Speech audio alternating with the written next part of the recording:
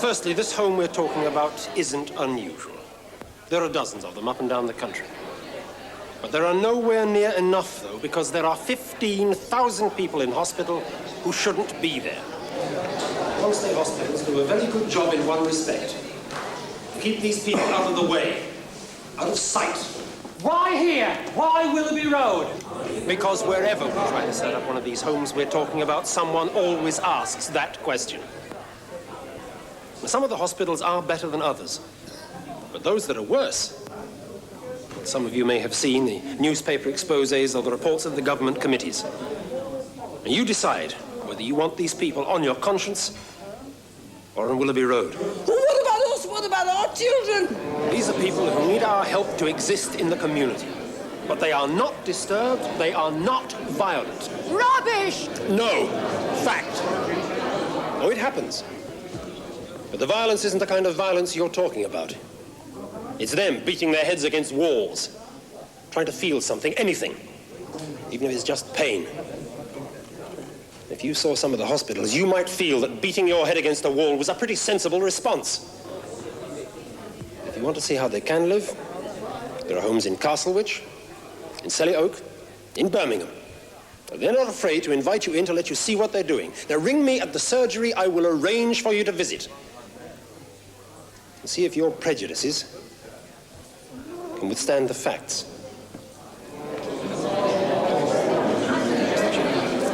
Thank you, Dr. Wilcox. I'd like to give the floor now, as planned, to Miss Alison Cotterill, who teaches at the J.L. Stevenson School. She has a report on how the group home will be run in practice. There'll be a chance to ask questions after Miss Cotterill's presentation. With respect, Mr. Chairman, the committee has inundated us with propaganda material. Is that the purpose of this meeting? Because the Ratepayers Association will let Mr. Chairman. Mr. Chairman. Maybe Dobson's on your side. Dr. Wilcox, you can't say definitely. Mr. Dobson has the floor, Mrs. Hooper. I relinquish to Mrs. Hooper, Mr. Chairman. What if one of them gets out of the house in the middle of the night on their own? It's not a prison. I don't believe it's intended to be. Why exactly would they want to get up in the middle of the night to leave their home? Would anyone else? You're trying to make me sound ridiculous. Miss Cotterill. I said it, and I'm glad I said it. The group home proposed for Willoughby Road will take no more than 5 fairly able mentally handicapped adults. There will be 3 full-time staff, one of whom will live in. Most of these people will spend the day at an adult training centre in Castlewich. One of the hospitals in the West Midlands that has been criticised costs £180 per week for each adult. But the group home is budgeted for £130. Well, that'll be a saving to ratepayers. The purpose of the house is to bring together 5 adults who will have more and more responsibility for themselves as time goes on. Well, some of you may know the house. Oh, it's a lovely place with a large garden. Put him in a palace. There'll still be... Look, will you let it talk? Please?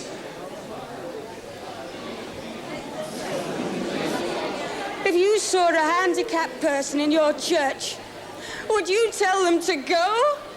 We live in a village, not a church. Do you know that, Yobba?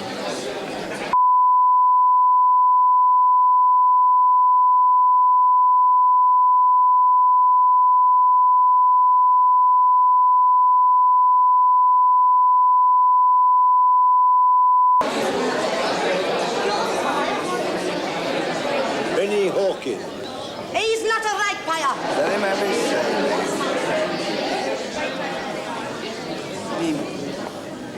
We live in houses, so why shouldn't they live in house?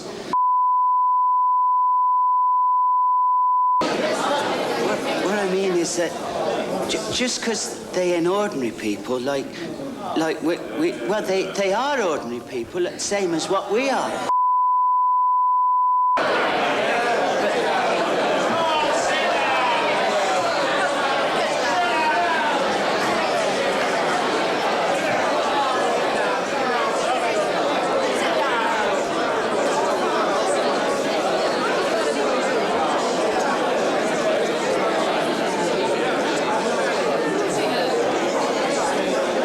although the scheme is new to King's Oak, other areas have tried it with great success, especially in relation to first offenders.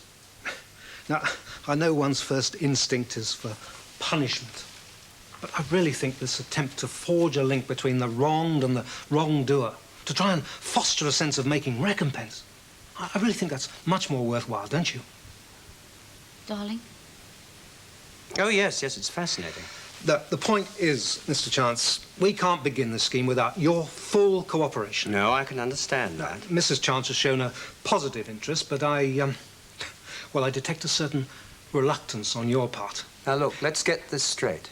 I came back into this very room and found a total stranger confronting my wife. True. Now, we all know that nothing serious happened, serious in the sense that my wife was unharmed and there was nothing actually stolen. But I happen to believe that break-in in itself was serious. So do I. I also happen to believe that giving this lad the soft option... No. Why do you think it's a soft option? Well, compared with detention or a hefty fine, it is. Mr. Chance, I deal with these people all the time. It's my job. I'm not a theorist. I believe in the practical. Now, believe me, at this moment, the very worst thing, as far as Gary's concerned, would be to have to come face to face with you, to have to talk to you. I mean, he'd like to wipe you out of his memory so you don't exist. Now, if we let him do that, I think that's the soft option. But if we make him face it, have to get to know the people he's wronged, then I think we'd really be getting somewhere. I see. Look, Mr. Chance, Gary's outside in my car. Now, I've not told him too much about this, just in case you didn't agree. But is it all right with you if I bring him in here and we talk it over? Yes, if you must, but listen. The only reason I've given the go-ahead on this is because of my wife. I'm not going to step on the lad's toes, but by the same token, I'm not going to bend over backwards to accommodate him either. I wouldn't want you to, Mr. Chance. Just an even break. That's all I'm looking for.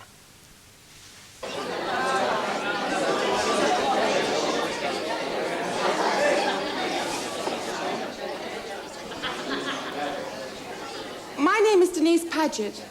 Some of you know me because you've seen me shopping with my little girl. And you'd remember, because she's handicapped. You have your houses to protect, some of you, and that's why you're here. Well, I have her to protect. Some of you have been really kind and made a fuss. Some of you have just turned away. Well, that's all right. But what you're doing now is you're pushing people like Nina, that's my daughter's name. You're pushing them into these huge subnormality hospitals that you read about. I never let my daughter out of my sight because I'm afraid of normal people. I see you standing in queues outside the supermarket to sign that petition.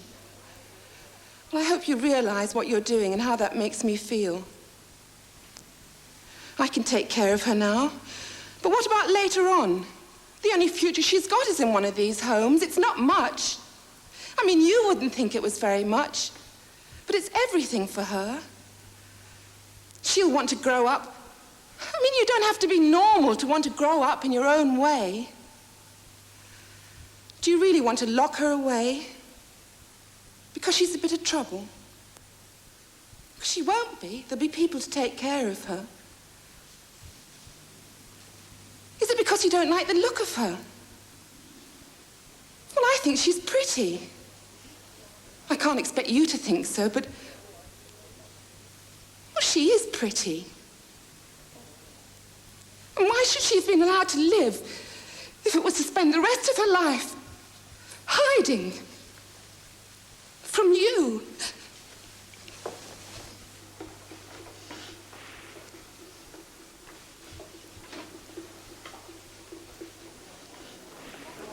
Thank you, Mrs. Paget. Are there any other members of the community who wish to speak? Mr. Hooper. Mr. Chairman, I signed that petition, and I got about 16 of these people to do the same thing, although one or two of them took a bit of convincing. I know Mrs. Paget's daughter, and I'm probably one of the ones that turns away. My friend here, Benny Hawkins, he'd been trying to convince me over the last couple of weeks I was wrong, and you shouted him down. And I was with you. I'm part of that community. The community that these people want to join. Well, you can count me out. This time I'm going for the long odds. I'm with them. Sorry, love.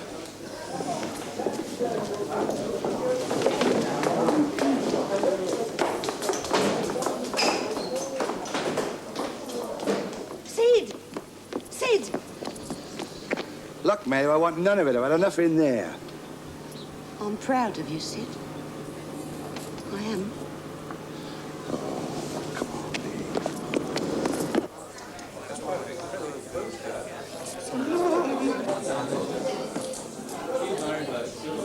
We'll take an informal vote now.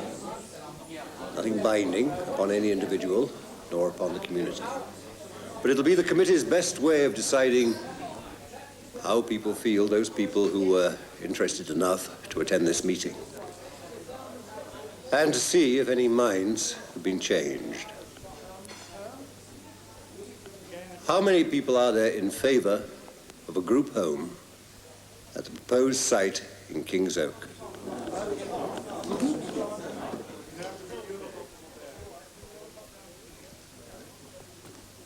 And how many against?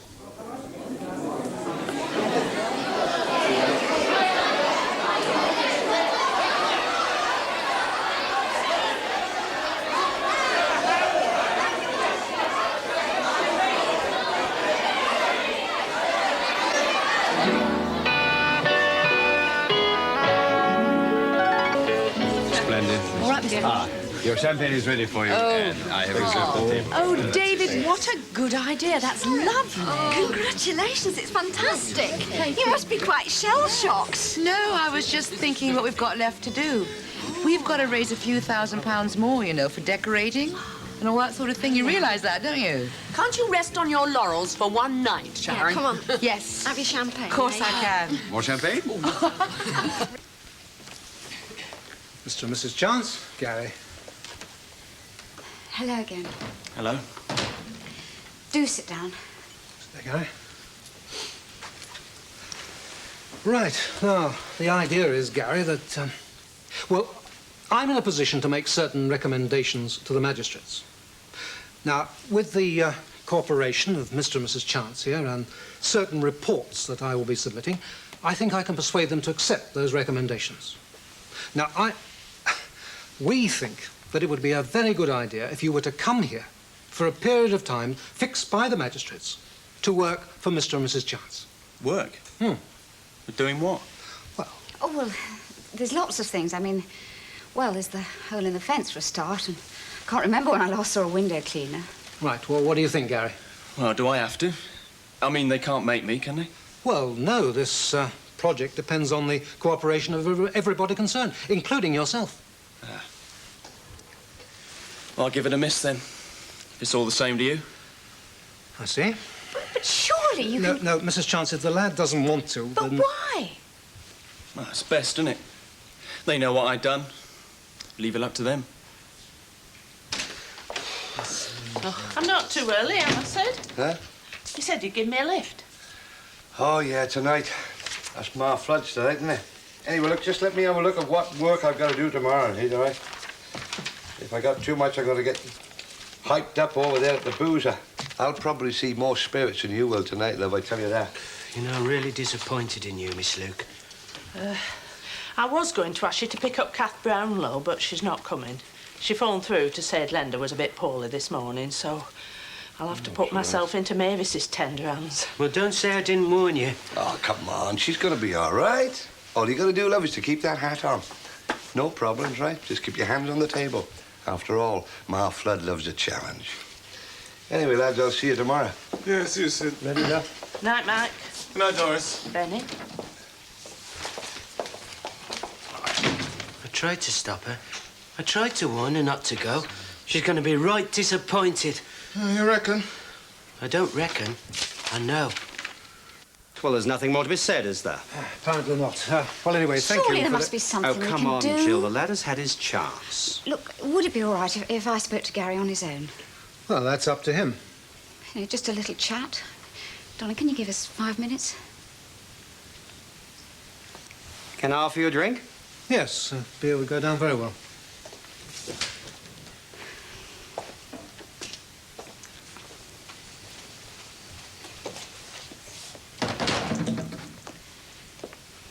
Oh, look, I do wish you'd agree. It's the best thing. I'm positive.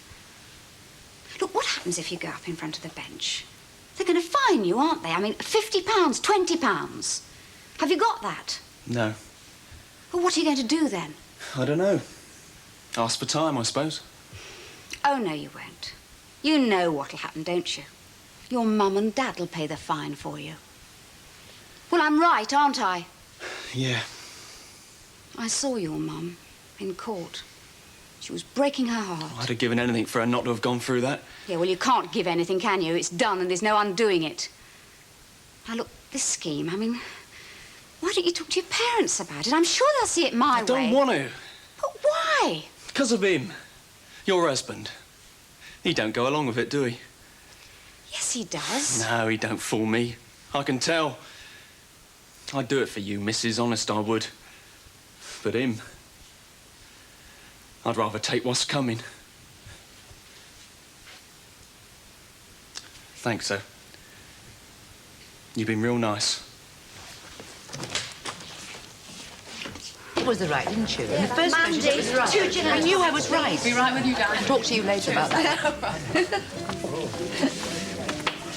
Di? Yeah.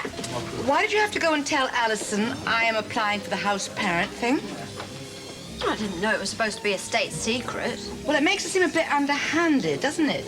As if I had devious motives or something. You know, we've heard so much about your daughter, and we've never met her. Yes, she must be a real charmer to have inspired Sharon. That's how she got involved in the first place, isn't it, really? Yeah. And she adores Sharon. You must bring her here sometime. To tea. That would be nice, thank you. But we might be moving soon. You didn't say? To Birmingham, perhaps. You mean that Sharon won't be fostering her? I wish I hadn't said anything about that. So that's why I told her. She'd have found out anyway. I mean, you told David Hunter. Yes, maybe I shouldn't have. Right. Next time you want something classified, let me know. Thank you. Sorry. Excuse me. Have a nice day. But when will you tell her? I can't tell her tonight, can I? It will break her heart. I suppose so.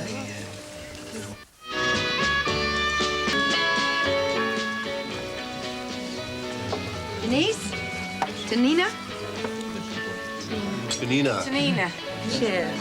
I'll drink to that.